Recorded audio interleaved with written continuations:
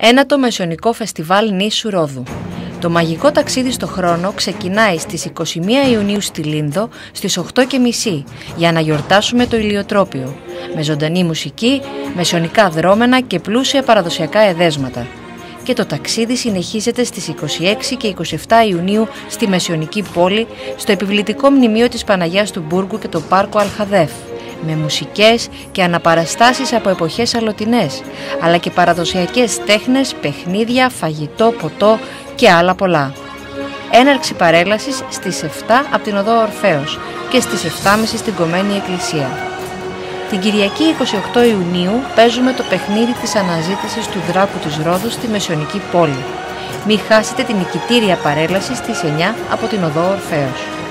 Μία συνδιοργάνωση του Συλλόγου Μεσαιωνικό Ρόδο με την Περιφέρεια Νοτιού Αιγαίου, Τμήμα Πολιτισμού, με τη στήριξη του ΔΟΠΑΡ, με τη συνεργασία των συλλόγων για τη γιορτή της Λίνδου, Άγιος Παύλος και Λινδία Αθηνά.